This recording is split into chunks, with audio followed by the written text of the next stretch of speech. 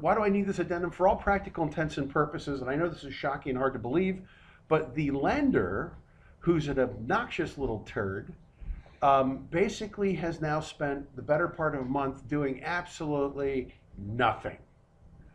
Now, I want you to understand that under the black letter of the contract, okay, this deal is already hard, okay? This deal is already forfeit. We could theoretically terminate this guy, move my backup buyer into position, and get rid of this turd and move on. Now, and understand, I've got to play nice because I don't have all the support I need from the seller's attorney. Okay, he's in our corner, right?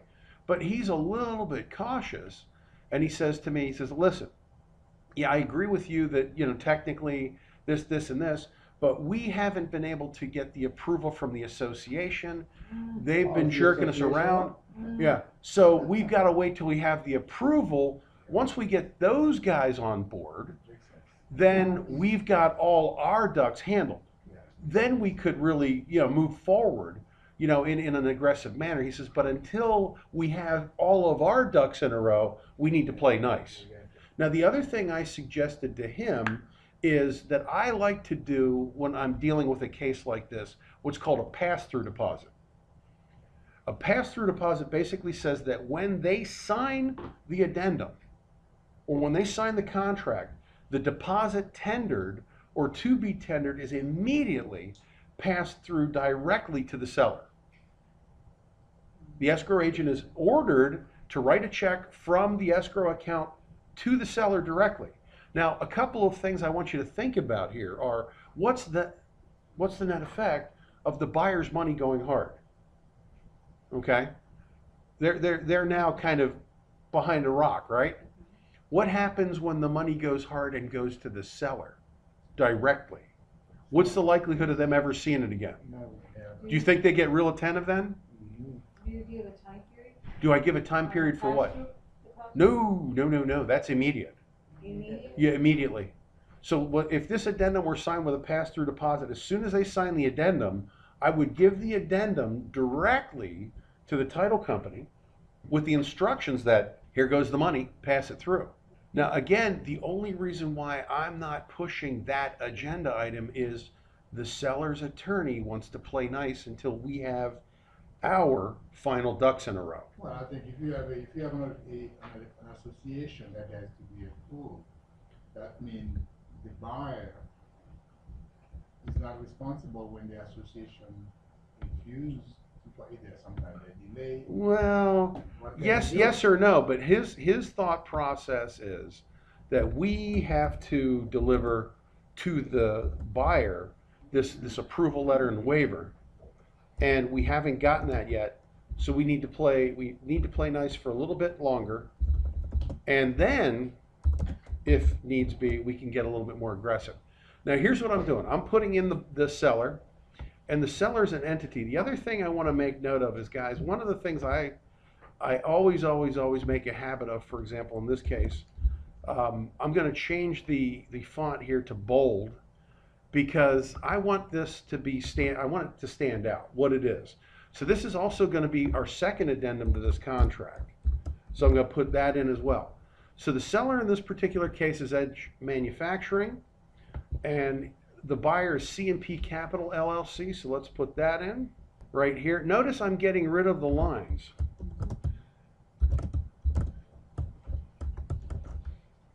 And I got to tell you something. In fact, give me 1 second here. I want to show you something. This is one of these things where if I had any hair left, I would have probably pulled it out when I see this.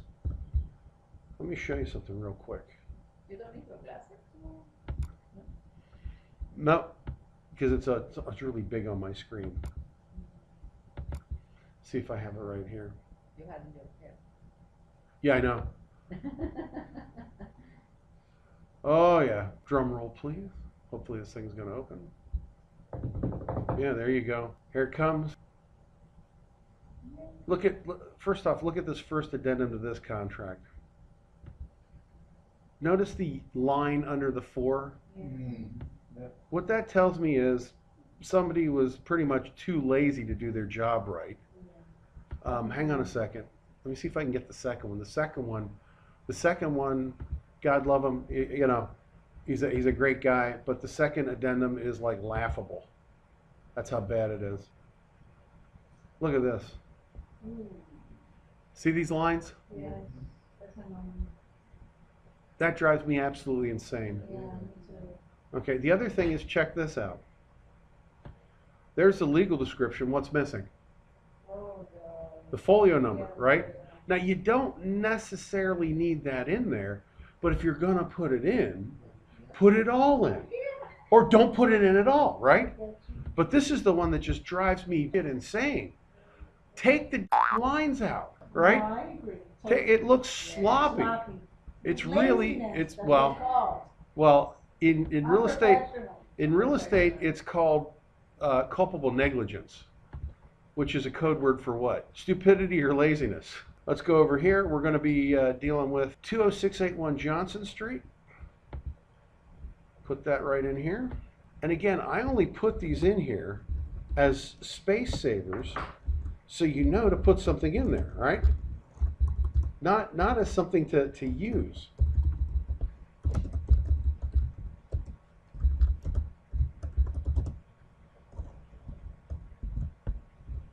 Oops, that's not a 1. Maybe I should use my glasses, Emma. Would you call that I think a so. pass-through It's not deposit clause? Pass-through deposit clause.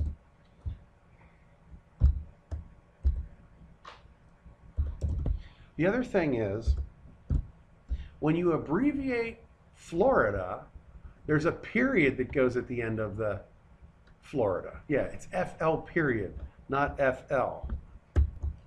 Now, here's our legal description. We can pick that up off of either this addendum here, which it should be attached there too, or the other thing we can do, check this out, and this is why I tell you guys, you gotta positively, absolutely set up a Dropbox for every transaction and share it with me if you want my help. Because I will literally send you packing if you don't have it. Why? I can't do anything. I can't help you. I don't have access to the information. And I'm not going to reinvent it. Here's our legal description. Control C, copy that. We're going to click here and have it match the formatting of the existing. And what I say about this? What are we going to do? Bold. And what's the date of our contract? Let's go look for the executed agreement. So you have executed PSA, right there you go. Now, why is that important? Why am I going through this exercise? I'm identifying the specific agreement, the specific parties, the specific time, so there's absolutely no doubt whatsoever what we're talking about. Remember, were you guys on the, so this is the execution date was 1/16/2018. See that? Right there? Yeah, 1/17. You see the date here? Okay, so that's what we're going to use for our date on our addendum, 1/17. Go back in here. Now again, what have we just done? Well, sanitize it, but more importantly, what have we done? Have we identified the specific contract and parties? Is there any doubt whatsoever what we're talking about here? None. None. None whatsoever, right? Now, first thing we need to do is what? Oh, incidentally, see where it says buyer, seller, etc.? I'm kind of ambivalent about this, but like, do you think you need the date in parentheses? I think everybody can figure out that January 17th, 2018 is the what? The date, right? How about this? Legal description? No. Not necessarily, You already have it. but you know what? You can leave it in there. Is it important for us to identify the parties? You bet. You bet. You want to make sure everybody knows who's what in this transaction. In your legal Now- description, you said you were supposed to put the folio number. Yeah. Well, I can. And you know what? Specific. What do you think? Should I put it in there? It's there. Let me go grab it. We'll put it in here. We'll make Jim happy. but it's at least it's Well- got people to somebody want to. We'll grab the folios so Jim's happy, all right? Thank you. Listen, if it makes Jim happy, we'll grab the folio number and put that in there. Well, listen, it's a good practice, right? Yes, you said- Because you want to err on the side of accuracy, yes? Where's that Where's that fully executed agreement? It was up there somewhere. CP Capital executed PSA, there it is. There's our folios. Control C. All right, Jim, are you happy now? Definitely. Okay. And I'm not going to bold that, only because it could get confusing. We're going to let that just the way it is. Everybody good with that? You know what, I'm going to get rid of the legal description. You know why I'm going to get rid of that? Just so I can get everything back on the same line. How's that? Next, we got to put in our clause, right? First off, we're going to call it the extension.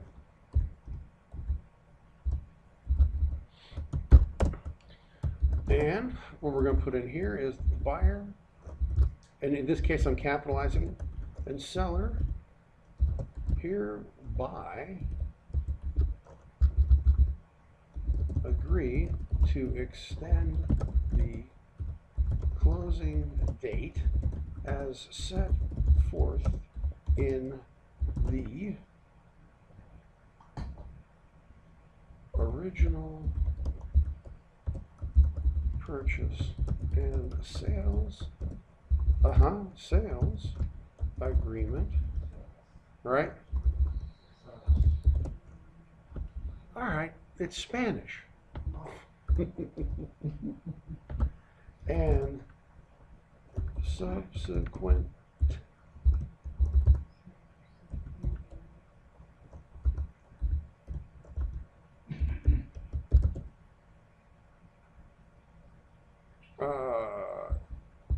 modified in addendum. Why am I capitalizing addendum and contract, PSA?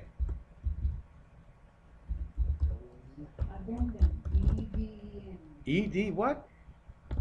Watch this. Watch this. Spell check. Hey, there it is.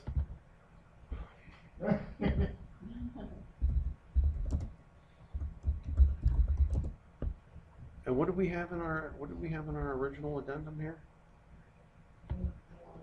Was it the April 16th date? I probably should have kept that open, right?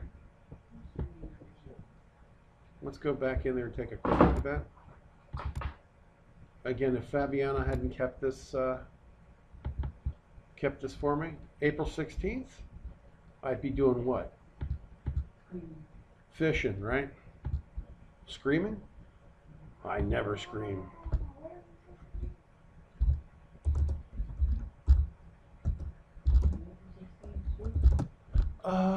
May 16th. How's that? What's May 16th? 1 month. That's what they're asking for. Anybody know what May 16th is? Is that a business day?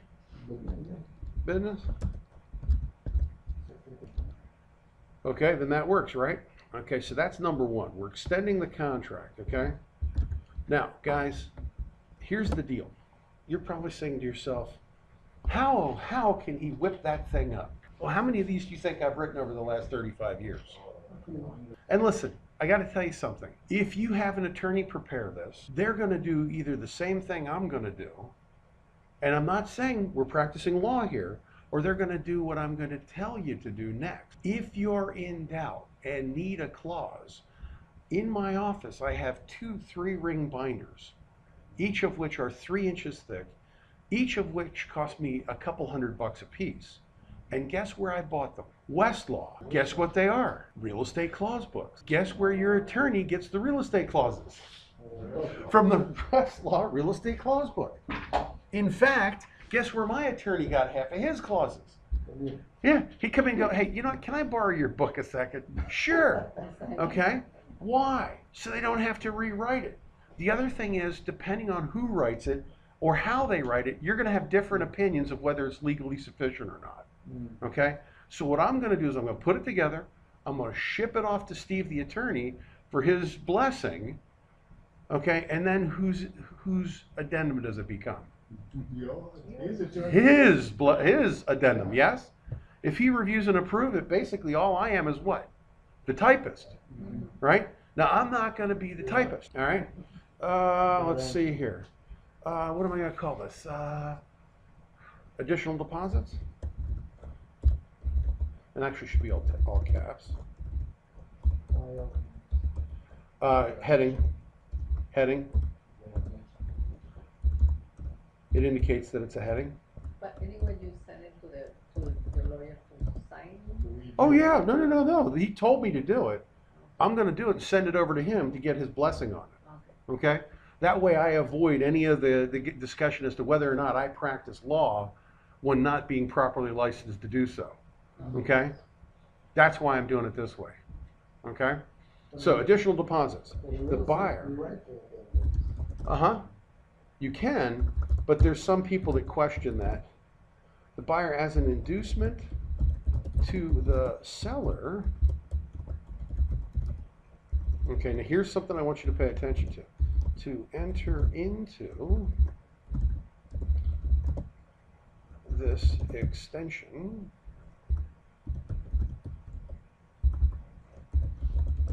agrees to tender an additional deposit of $20,000. Okay, so what am I telling them here? But here's the important part. Understand that if we have an addendum and there's no consideration or there's nothing being given, there's a question as to whether it's legally sufficient or not, yes?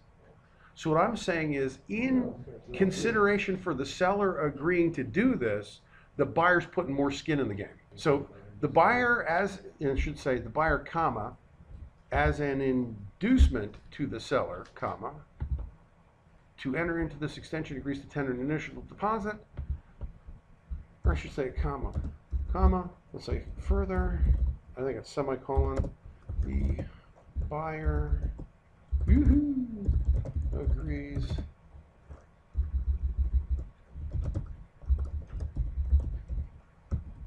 let me go back and capitalize the buyer. The buyer, and again, why is it capitalized? A buyer not capitalized is what? Just a buyer. A buyer capitalized is who? The buyer, right? You with me here?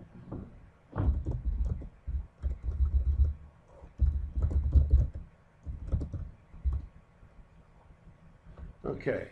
The buyer and seller hereby agree that all deposits tendered. What? And the net effect is that you shorten the sales cycle. Or to be tendered are now deemed to be at risk, and that all contingencies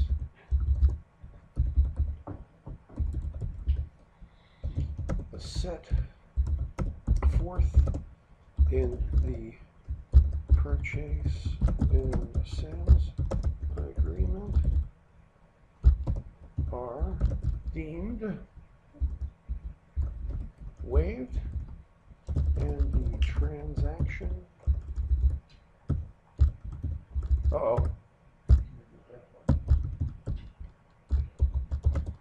is non-contingent. What are you doing, Edna? You can't do that, it's copyrighted. Okay, so follow me here. The buyer, There is an ant in there. a who? An ant. An ant? Yeah, the third, from bottom, the third line, it says A-N-T instead of A-N-D. Everybody's a critic. All right, so listen to me. The buyer, as an additional, I should say, as an inducement to the seller, to agree to enter, in fact, I shouldn't have that. I should get rid of that comma. As an inducement to the seller to enter into an extension into this extension agrees to tender an additional deposit of $20,000. Further, the buyer and seller agree that all deposits tendered or to be tendered are now deemed to be at risk, and that all contingencies as set forth in the purchase and sales agreement are deemed waived, and the transaction is non-contingent. We good there? So now what did we just do? What do you mean by that last, that it's all at risk and then all contingencies set forth in the purchase and sale are deemed waived? and Yep. transaction is What does that non- mean? What does that mean? What does that mean? It means that all of the exculpatory clauses, all of the ability to get out of the contract has now been waived. It's done. The deal is hard. They close or they lose all their money. You with me? Pretty words, but yeah. Yeah. Understand what we're trying to do. These guys are trying to kick the can down the road at no risk. They want to be able to, oh, we'll put up another 20,000. But the other 20,000, if it's not contingent, isn't at risk. So it's like, okay, we'll give you another 20,000. Woohoo! What'd that do for us? Nothing. This deal is now going to be non-contingent. Okay? Isn't it not contingent anyway because they haven't met? Well, theoretically, it's non-contingent. But what I'm getting now is what? So, You're getting it in writing, it's not, but they know that. It's not. We are getting a written acknowledgement that it is now non-contingent. You see the difference? We say it's non-contingent. They say, well, no, it's not, because we didn't get this. Now we're saying it's non-contingent, and if you want this extension, you agree that it's non-contingent, sign the document here. so if something goes sour, then the buyer can get his money back. No, Cannot get it. the buyer cannot get his money back. No, Buyer can. now you. No. So basically that risk sentence there stating that, buyers are aware that there's a risk. Oh, yeah. Well, it's telling that the risk is over, that it's. There is no risk at this point. There's a closing. They sign it, they lose their money. Yeah. And all I'm adding What is the here, name? Yeah, You yeah. said Yeah. West, huh? what is the name of the? Westlaw. West Law. Yeah, and all I'm adding here is, and I want you to follow me here. All I'm adding is that additional 20,000 Yeah. shall be credited towards the purchase price at closing. Now, the one thing, remember I talked about it, is we need to put in that executed in counterparts language. So what I'm going to do, and this is the beauty of this, I want counterpart language. Well, it just so happens I got done whipping one of those up not too long ago, and I'm trying to think who I whipped that up for. Oh, I knew who I whipped that up for. Who made the addendum? The, Who made the addendum? I know. Me. No, You I just watch me know, do it. But are you representing the seller? Yep, I'm representing the seller. So Ah. if the buyer wants, the seller has to provide the addendum or? Anybody can provide the addendum. Exactly. Anybody can provide the addendum. In this case, first off, the one thing, Control C, look what I'm doing here. I'm cutting the counterparts language out of another addendum. Now, guess what? Guess where I got that counterparts language? Because you Out of the Westlaw book, right? Now, here's what counterparts means. Counterparts means that the buyer can sign one, the seller can sign one, and either one of those and them together is construed to be the same document. Because I got people in different time zones, different parts of the country, et cetera, et cetera, et It's cetera. interesting, people do that anyway, not in commercial, but residential, they do that anyway, and they construe it to be legal. It is legal. Without having this clause in it. No. Au contraire, my You friend. don't do anything. That's why, like, for example, if you were in attendance to my contract red flags workshops, I did 2 one-hour segments. One of the things we talked about with attorney Adam Ouellette was, oh yeah, if not, it's in the learning portal. What we talked about was if it ain't in the contract, it's not in the deal. The other thing we talked about is a lot of people try to rely on those blanks in a residential contract that says, 5 days if not filled out. And he says, yeah, okay, go ahead, rely on that. The problem with that is, if you think that or understand that one of the underlying concepts of a contract is a meeting of the minds, and you've got a blank, do you have a meeting of the minds? No. Yeah, there's no meeting of the minds. You can't have a meeting of the minds if there's a blank. So his contention is, make damn sure that those are filled in, or guess what? You don't have a meeting of the minds. Can those contracts be modified, Of course they can. the ones from the board? Absolutely. Oh. Yeah, see, here's the big, and we'll talk about this Somebody later. told me- Somebody had an argument with me the other day, oh, you can't touch that, that's the board. Rated. Oh. And I said, this is a meeting of the mind, if I'm in agreement and you're in agreement, it's a meeting of the mind, Listen. and it's in writing. Listen, first off, let me say this about that. And we'll talk in depth about this when we get to the contract section. Number one, if you understand that the principal constituents of a contract are competent parties, legality of object, offer and acceptance, right? Consideration, intent of the parties to be bound, right? That's a contract. Okay? That's a contract. Did we say Florida Bar Association? Did we say the Board of Realtors? No. Did we even say what it had to be on? Watch this. You ready for this? Angelo, I'm going to teach you some information on the art of doing addendums for the next 30 minutes. Okay, for which you are going to buy me lunch. Do we have a contract? Done. What's the issue? What's the consideration? My consideration is teaching him how to do an addendum. His consideration is lunch, right? Do we have a contract? Okay. Now hold on a second. Now, the thing that makes real estate difference is this contract, if it were for real estate, enforceable? No. Now, no, it can't be enforced, okay? It has to be in writing to be enforceable, okay? That's the statute of frauds. But here's the deal. Does the statute of frauds say in what format? Not hardly. Not hardly. No. The other thing that a lot of people don't understand is in Florida, you technically, as an agent, can prepare a contract without being an attorney. Now, it could. No. Au contraire, my friend. You can only fill in the blanks on a lease. And you can only fill in the blanks on a lease form for residential property, period. The only carve out to Florida Statute 475 that prescribes you from preparing a contract is attorneys reserve the right to do a lease. And you have to either use the FAR bar approved residential lease form, but there is no FAR bar approved commercial lease.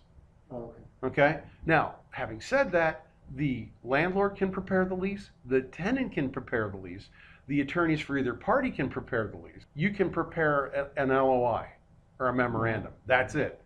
You can also prepare a purchase and sales agreement. Okay? You can prepare purchase and sales agreements in commercial all day long. Why, sir? Because it's not a house, it's a fair housing. It has nothing to do with fair housing. What it has to do with is commercial transactions are deemed to be by and between who? Sophisticated parties. Sophisticated parties who in fact have counsel and know better, right? Okay, now you'll get an attorney who will argue that, but the law says you can prepare a contract in the state of Florida. No, do you necessarily want to? If you've got 1,000 years experience, it's no big deal. The other thing is, like for example, this addendum and this contract, I produced the contract. I sent the contract to the seller's counsel. The seller's counsel reviewed and approved the contract. Whose baby is it? His baby, right? By them blessing it, it's now become their baby, okay? Now the other thing we'll talk about when we get to the contract section is understand that when you are in a deal, you want to be the party who promulgates the contract all the time. Why? You control the verbiage. You can, well, not only the verbiage, but you dictate the terms of engagement. Understand the party who promulgates the contract dictates the terms of engagement. And I know that might sound harsh, but guess what? I'm a dictator. I want to make sure. Protect your seller. Exactly. I want to make sure that everything's going our way. I'm protecting who? The seller. That's why, like, for example, when I told you the story about my girlfriend Barbara over at Beachfront Realty that told me, you can't do that, you can't do that. And I'm like, well, of course I can. I said, number one, the seller, who's an attorney, approved it. Number two, it's our contract. If you want to buy our deal, you need to use our document. Oh, you can't do that. You got to use the far bar. No, you don't. Theoretically, I could do the contract on a cocktail napkin. And as long as it has those 5 components, guess what we've got? It's legally sufficient, right?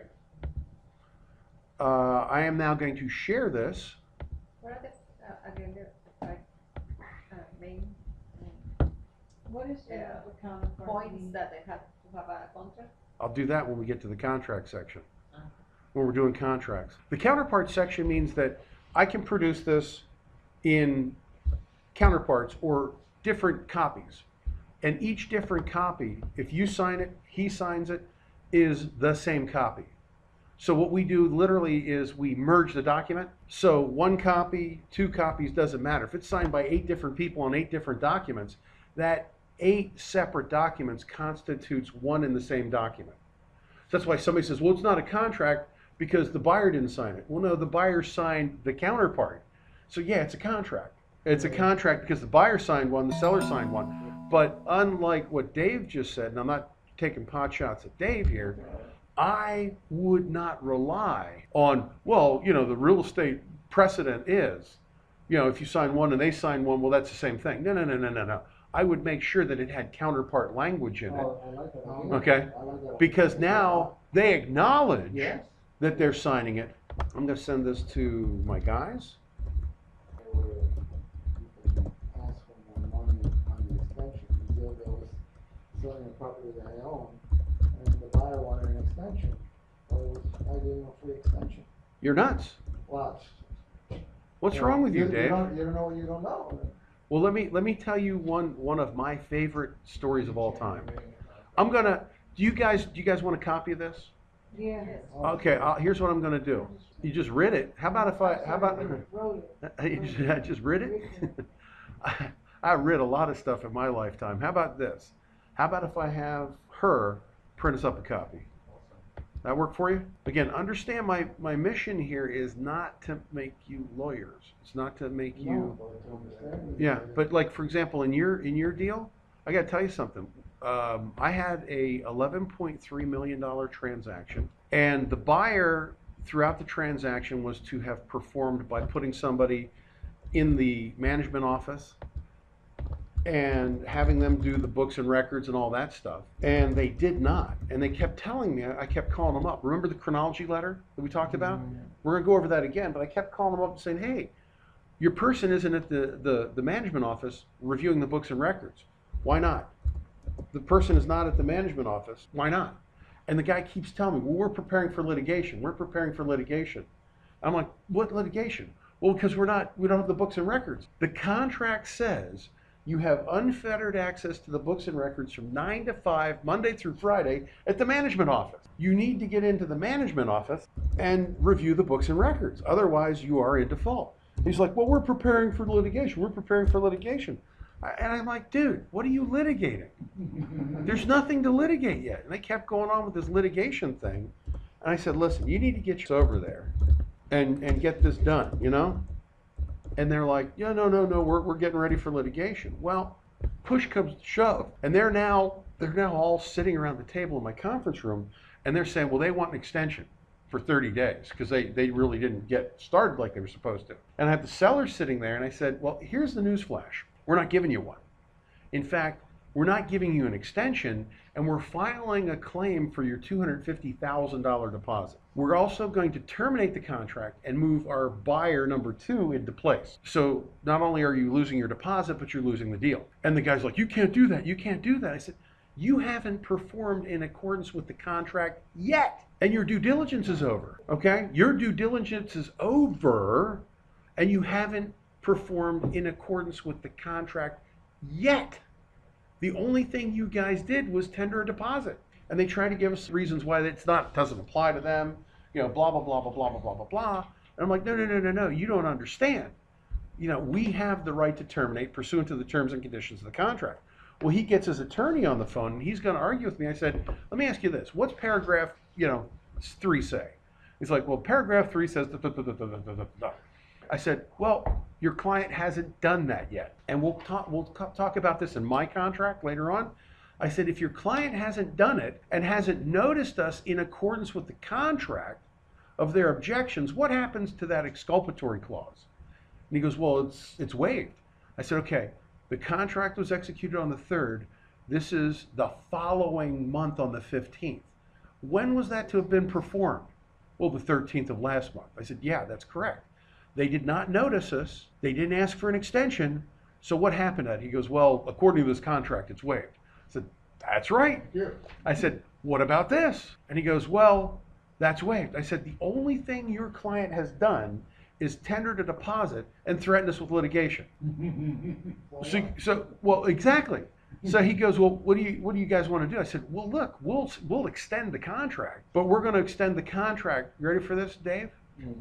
For an additional $100,000. But wait, there's more. I love that. It's more, it's. The $100,000 will not be credited to the purchase price. And I said, not only will it not be credited to the purchase price, but you will write a check directly to the seller right now for the $100,000. And 6 hours later, guess what they did? They wrote a check for $100,000 to the sellers at my conference table, signed an addendum. Guess who wrote the addendum? Who? You. I did. I wrote the addendum, sent it over to their attorney for his review and approval that it was legally sufficient. Everybody signed the addendum at my conference table, and the seller literally walked out with $100,000 extra on the deal. Oh, they think I'm a rock star. But here's the deal, guys. Understand that Went out to if dinner that night.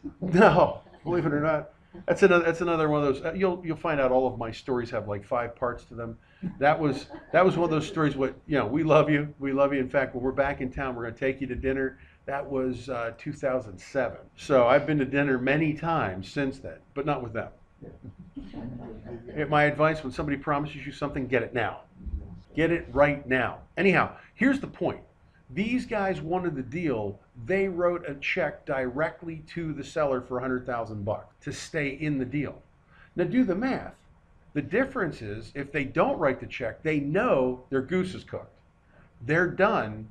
And worst case scenario, we tie up the property, we tie up their deposit for the next 2 years. This isn't residential. The judge is going to go, oh, well, you didn't quite understand what you're getting into. Here's your money back. It usually goes, did you contract? Yeah. Did you perform? No. What are we doing here? Off you go. Is there no arbitration? Not in that case. It would go to the FREC for that, and they could kick it to arbitration. But my contract says it goes for either a bill of interpleader or to FREC. Yeah, forfeited deposit.